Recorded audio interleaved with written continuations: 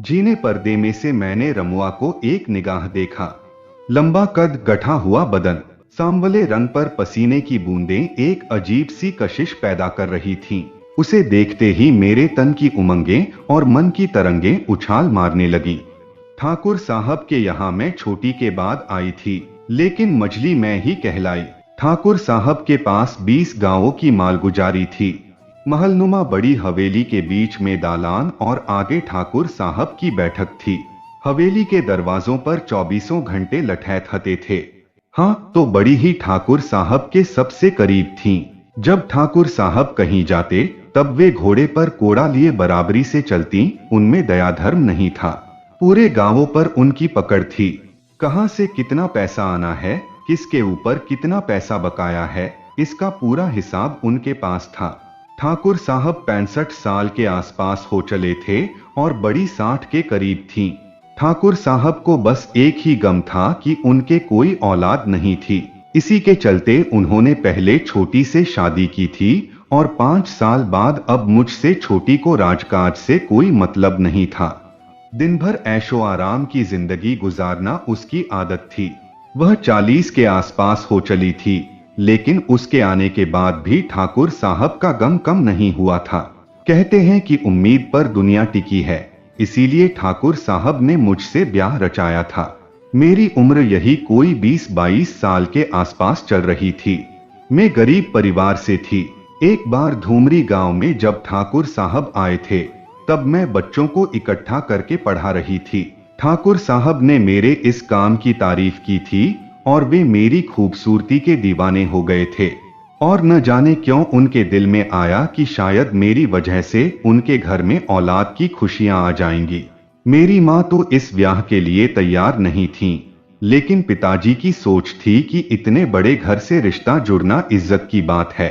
खैर, बहुत शानो शौकत के साथ ठाकुर साहब से मेरा ब्याह हुआ। जैसा कि दूसरी जगह होता है, सौतन आने पर पुरानी औरतें जलन करती हैं, लेकिन यहाँ ऐसा कुछ नहीं था। बड़ी ने ही मेरी नजर उतारी थी और छोटी मुझे ठाकुर साहब के कमरे तक ले गई थी। मेरे लिए शादी ब्याह की बातें एक सपने जैसी थीं, क्योंकि गरीब घर की लड़की की इज्जत से गांव में खेलने वाले तो बहुत थे, पर इज्जत देने वाले नहीं थे। इसलिए जब ठाकुर साहब के यहाँ से रिश्ते की बात आई, तब मैंने भी नानुकर नहीं की। अब बड़ी और छोटी के कोई औलाद नहीं थी, इसलिए आपसी तनातनी वाली कोई बात भी नहीं थी। वो तो मैं बता रही थी कि बड़ी ही ठाकुर साहब के साथ गांव-गांव जाती थीं और वसूली करती थीं। ऐसे ही एक बार वे रंभाड़ी गांव गई।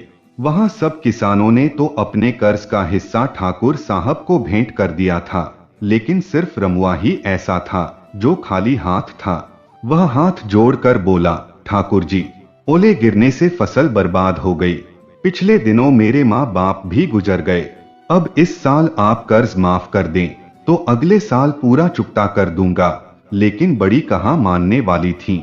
उन्होंने लठैतों से कहा, बांध लो इसे, इसकी सजा हवेली में तय होगी। मैं जब ठाकुर साहब के यहाँ आई तब पहले पहले तो किसी बात पर अपनी सलाह नहीं दी थी, लेकिन ठाकुर साहब चाहते थे कि मैं भी इस हवेली से जुड़ूं और जिम्मेदारी उठाऊं। धीरे धीरे मैं हवेली में रच बस गई और वक्त जरूरत पर सलाह देने के साथ साथ हवेली के कामकाज में हिस्सा लेने लगी। रात हो चली थी कि तभी हवेली में हलचल हुई। पता करने पर मालूम हुआ कि ठाकुर साहब आ गए हैं। बड़ी ने अपना कोड़ा हवा में लहराया। तब मुझे एहसास हुआ कि आज भी किसी पर जुल्म ढहाया जाना है। अब मैं भी झरोखे में आकर बैठ गई। रमुआ को रस्सियों से बांधकर आंगन में डाल दिया गया था। अब बड़ी ठाकुर साहब के इशारे का इंतजार कर रही थी कि उस पर कोड़े बरसाना शुरू करे। मैंने अपनी नौकरानी से उसको मारने की वजह पूछी, तब उसने बताया, मजली ठकुराइन, यहाँ तो यह सब होता ही रहता है। अरे कोई बकाया पैसा नहीं दिया होगा। रमुआ थर-थर कांप रहा था। तभी मैंने उस नौकरानी से ठाकुर साहब के पास खबर भिजवाई कि मैं उनसे मिलना चाहती हूँ और मैं झरोखे के पीछे चली गई। तभी वहां ठाकुर साहब आए और उन्होंने मेरी तरफ देखा। मैंने कहा, ठाकुर साहब, यह रमुआ मुझे ईमानदार और मेहनती लगता है, इसलिए इसे यहीं पटक देते हैं, पड़ा रहेगा। हवेली खेत खलिहान के काम तो करेगा ही, यह मजबूत लठैत भी है। ठाकुर साहब को मेरी सलाह पसंद आई, लेकिन दूसरों पर अपना खौफ बनाए रखने के लिए उन्होंने रमुआ को 10 कोड़े की सजा देते हुए हवेली के पिछवाड़े की कोठरी में डलवा दिया। एक दिन मैंने नौकरानी से रमुआ को बुलवाया। हवेली में कोई भी मर्द औरतों से आमने सामने बात नहीं कर सकता था, इसलिए बात करने के लिए बीच में पर्दा डाला जाता था। रमुआ ने पर्दे के दूसरी तरफ आकर सिर झुकाकर कहा, मझली ठकुराइन जी आदेश। जी ने पर्दे में से मैंने रमुआ को एक निगाह देखा। लंबा कद, गठा हुआ बदन, सांवले रंग पर पसीने की बूंदें एक अजीब सी कशिश पैदा कर रही थीं। उसे देखते ही मेरे तन की उमंगें और मन की तरंगें उछाल मारने लगी।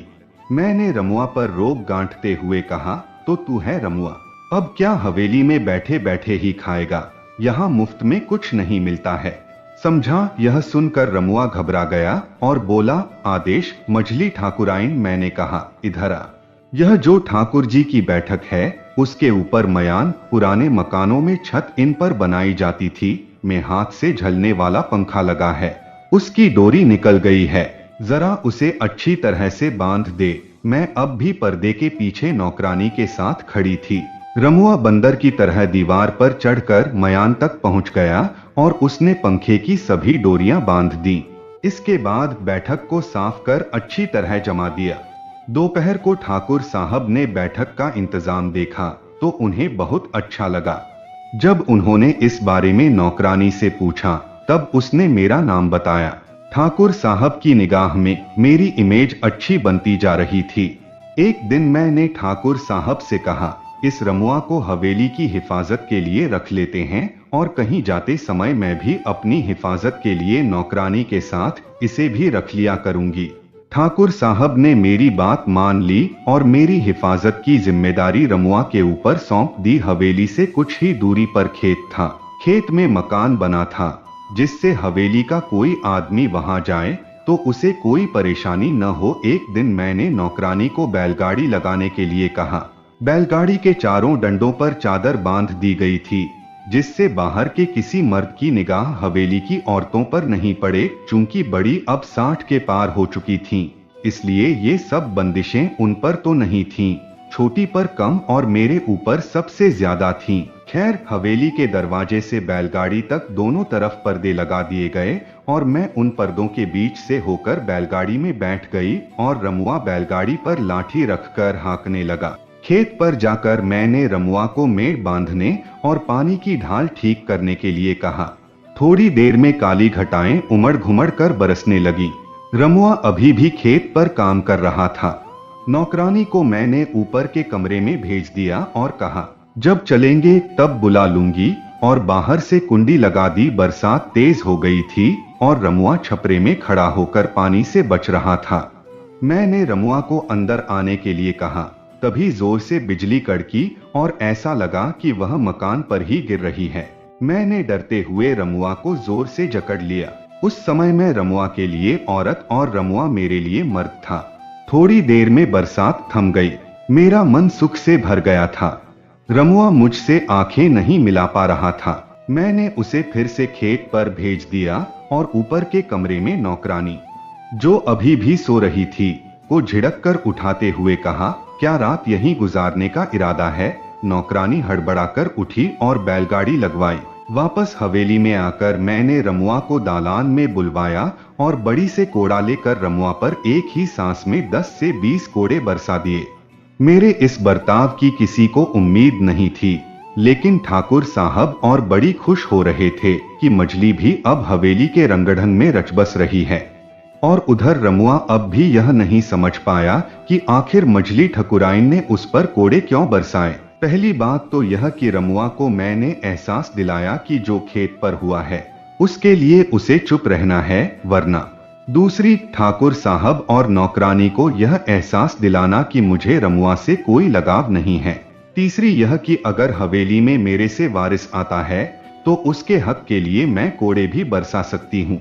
इसके बाद मैंने ठाकुर साहब को रात मेरे कमरे में गुजारने की गुजारिश इतनी अदाओं के साथ की कि वे मना नहीं कर सके। मैं खुद नहीं समझ पा रही थी कि यह औरतों वाला तिरिया चरित्र मुझ में कहां से आ गया, जिसके बल पर मैं अपने इरादे पूरे कर रही थी। अगले दिन मैं पहले की तरह सामान्य थी।